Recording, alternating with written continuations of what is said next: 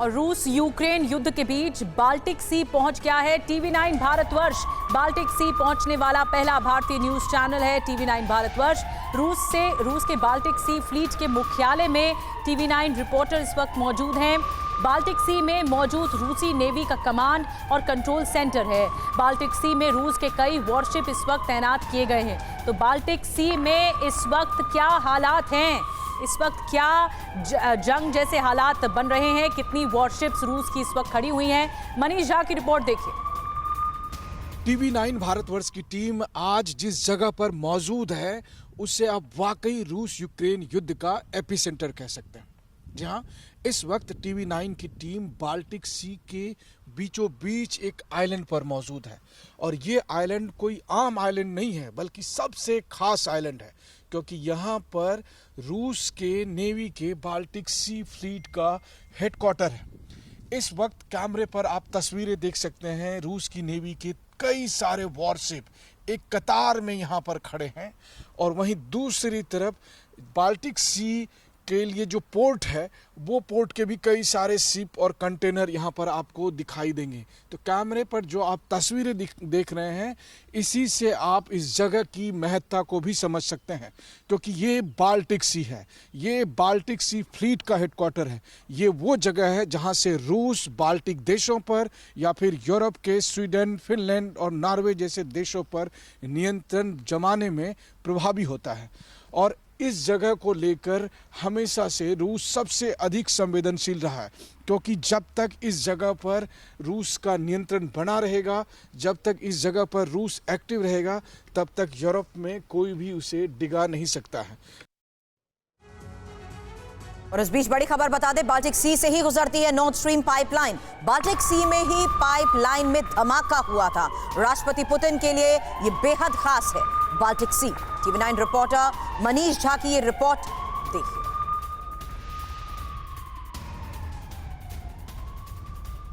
और मनीष हमारे सहयोगी इस वक्त हमारे साथ जुड़ चुके हैं। मनीष, आपकी ये खास रिपोर्ट हमने देखी, लेकिन जैसा कि हमने बताया पुतिन के सबसे खास है बाल्टिक सी। इस वक्त की ये मूवमेंट क्या संकेत दे रही है? बिल्कुल सुरभि, देखिए टीवी9 के दुनिया भर के दर्शकों को हमने रूस के नेवी का ब्लैक सी फ्लीट दिखाया था और आज हम मौजूद हैं रूस की नेवी के बाल्टिक सी फ्लीट में। और ये ठीक हम बाल्टिक सी के बीचों बीच स्थित उस आइलैंड में जिसका नाम क्रोनस्टाड है वहाँ पर मौजूद हैं। और अभी आप टीवी9 के कैमरे पर रूस के एक वॉरशिप को देख सकते हैं, इतने करीब से, बेहद करीब से। ना केवल भारत बल्कि दुनिया के महज कुछ ही टीवी चैनल्स आज तक इन तस्वीरों को दिखा पाए हैं।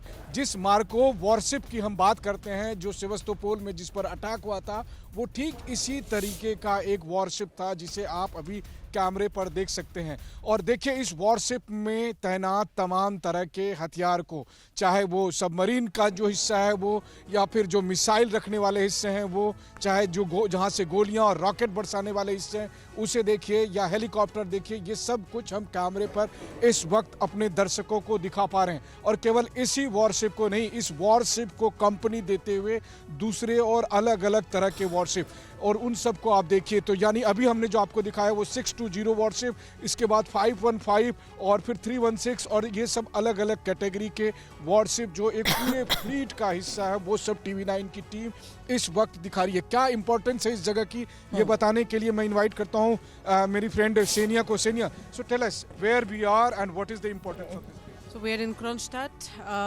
This is near St. Petersburg, around 30 kilometers from St. Petersburg. This is a historical place which today also holds the warships of Russia. So this particular warship is now a part of a military park. So it's not some model of a ship. Okay, so tell me one thing, that since the Nord Stream is also passing through this Baltic Sea, so how much it is important for Russia?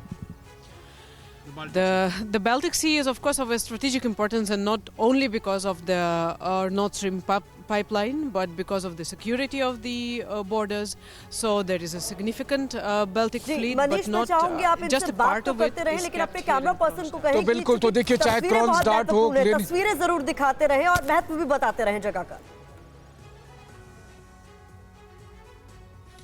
बिल्कुल, देखिए तो हम तस्वीरों के जरिए भी दिखाने की कोशिश कर रहे हैं। इन तस्वीरों को जब आप देख रहे हैं, सबसे अहम बात यह है कि बाल्टिक सी वो इलाका है जहां से रूस यूरोप के सबसे करीब है, जहां पर फिनलैंड पास है, जहां पर बाल्टिक देशों के 3 कंट्री एस्टोनिया, लातविया, लिथुआनिया ये सब पास है, और ये वो कंट्री हैं जो नाटो मेंबर हैं।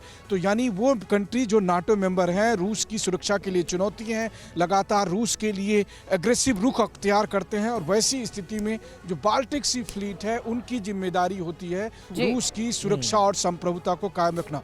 सो एक बार मैं फिर से सेनिया से बात कर रहा हूँ। Senia, so since we are talking about the Baltic countries and they are the member of the NATO, so how it is significant for the Baltic Sea Fleet to secure the security and sovereignty of the Russia?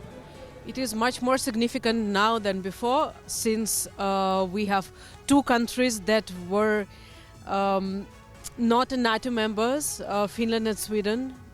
They decided to become NATO members, and that decision is still pending. So, of course, this is of great significance because Russia has to protect. If they become NATO members, Manish एक बहुत quick reaction.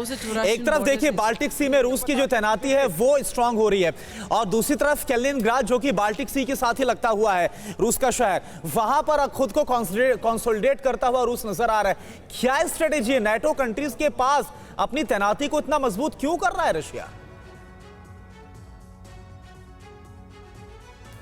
देखिए, चूंकि ये वो जगह जो फिलहाल अभी रूस के लिए सबसे बड़ा हॉस्टाइल रीजन बन चुका है। वजह ये कि एक तरफ रूस यूक्रेन से लड़ाई लड़ रहा है, वहीं दूसरी तरफ जहां हम खड़े हैं यहां से पास में फिनलैंड है। फिनलैंड और स्वीडन दोनों नाटो कंट्री बनना चाहते हैं। वहीं 3 कंट्री जो इसके एकदम पास में हैं वो है एस्टोनिया, लिथुआनिया और लातविया, ये तीनों नाटो मेंबर हैं। तो वैसी स्थिति में रूस के लिए सबसे अधिक अगर कहीं सिक्योरिटी थ्रेट है तो वो इसी इलाके में है। और इसी वजह से और देखिए सबसे बड़ी बात है, देखते हुए भी रूस की तैनाती बहुत जरूरी है, इसलिए पुतिन अब इस स्ट्रेटेजी के साथ आगे बढ़ रहे हैं। बहुत शुक्रिया हमारे साथ जुड़ने के लिए। बाल्टिक सी से क्या एक्टिविटी इस वक्त चल रही है, हमारे सहयोगी मनीष झा ग्राउंड जीरो से हमें बता रहे थे।